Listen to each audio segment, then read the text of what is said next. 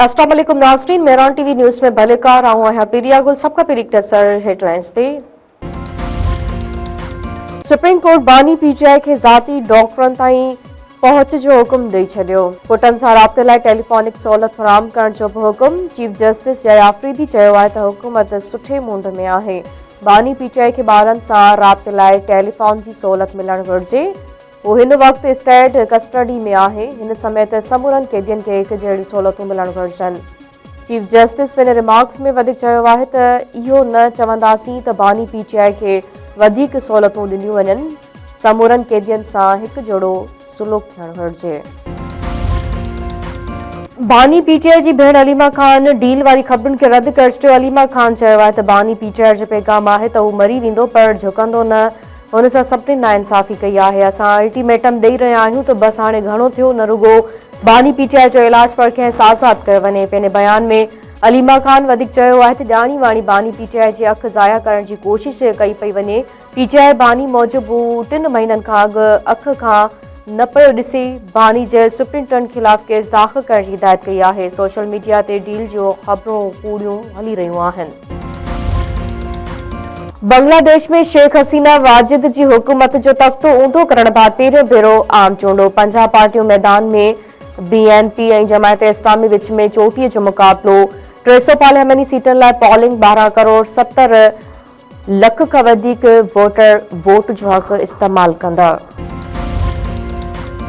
ख़ातूनी अवल आसफा भुट्टो ज़रदारी चयो आहे त घर बुनियादी हक़ आहे जेको पीपी जे वाइदे अटे लटी ऐं अझे में शामिल आहे। खिते में लखे माण्हू मौसमियाती तब्दीलियुनि ऐं समाजी चैलेंजनि सबबि मुतासिर आहिनि। बोड तूफ़ान, ज़िलज़िला ऐं शदीद गर्मी माण्हुनि मथां दबाउ वधाइनि पिया। कराची में Asian Pacific shelter and settlements forum जी इफ़्तिताही तक़रीब ख़िताब कंदे आसफा भुट्टो ज़रदारी वधीक चयो आहे त सिंध में Sindh peoples housing for flood affectees programme शुरू कयो वियो।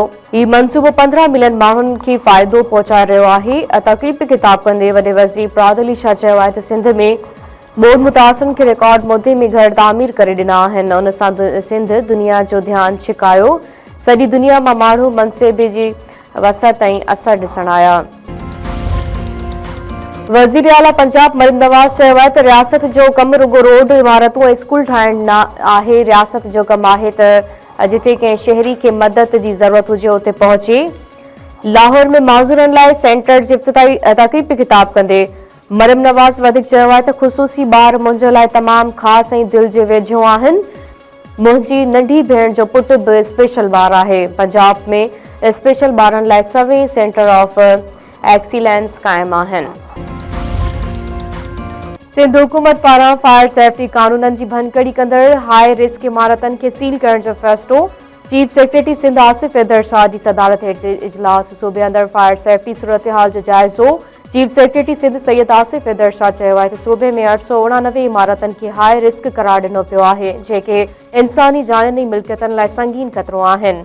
मीडियम ऐं लो रिस्क इमारतनि खे फौरी तौर सुधारण लाइ क़दम खणण जा हुकुम ॾिना विया आहिनि। कंहिं बि क़िस्म जी लापरवाही बर्दाश्त न कई वेंदी। इस्राइली वज़ीर आज़म बाज़ाब्ता तौर ट्रंप जी गज़ा बोर्ड ऑफ पीस में शामिल। नेतनयाहू जी वॉशिंगटन में अमरीकी सदर सां मुलाक़ात। डोनाल्ड ट्रंप चयो आहे त नेतनयाहू खे ॿुधायो आहे त ईरान सां मुआहिदो तरजी आहे। ईरान गुज़िरियल भेरे डील न कई त मिडनाइट ऑपरेशन कयो वियो। हाणे ॾिसो त ॻाल्हियुनि जो नतीजो कहिड़ो थो निकिरे। सूबाई घरू वज़ीर जामशोर में खाना बदोश औरत समरीन पठान जे क़त्ल वारे वाक़े जी जांच लाइ कमेटी जोड़े छॾी। डीआईजी हैदराबाद जी सरफराई में कमेटी क़ाइमु। 15 ॾींहं अंदरि रिपोर्ट ॾियण जी हिदायत। घरू वज़ीर सियासल लंचार चयो आहे त वाक़े जी जांच करे मुलविस जवाबदारनि खे गिरफ़्तार कयो वेंदो। कपिड़ो विकिणंदड़ औरत खे अॻुवां ऐं इज्तिमाही ज़्यादती बाबति तशदुद करे क़त्ल कयो वियो हो। बोज़दार वॾा वेझो नींगर जो पाउ खादर लाश हथ। पीउ हथां क़त्ल जो इल्ज़ाम। ॻोठ में 14 वरनि जे ज़ाहिर शर पारां मुबैना तौर आपघात। औरत पटोल शर इल्ज़ाम हयो आहे त पुट खे पंहिंजे ई पीउ नज़र शर क़त्ल कयो आहे। इल्ज़ाम में ठाहियल नज़र शर जो चवणु आहे त पुटु वटसि रहंदो हो, हुन ख़ुदकुशी कई आहे। इल्ज़ाम बेबुनियाद आहिनि। मटियारी में मैराथन रेस वॾे अंग में नौजवाननि एथलेटिक्स की शिरकत। डिप्टी कमिश्नर मटियारी मोहम्मद यूसुफ शेख जी अॻवानी में 1.5 किलोमीटर रेस। रूपचंद पहिरीं, मोहम्मद मंगरियो ॿीं ऐं नजम अली टीं पोज़ीशन माणी। डीसी मटियारी चयो आहे त मैराथन रेस जो मक़सदु नौजवाननि खे सेहतमंद ऐं मुस्बत सरगर्मियुनि ॾांहुं राग़िब करणु, दहशतगर्दी, इंतहा पसंदी जहिड़नि मनफ़ी लाड़नि खां परे रखणु आहे।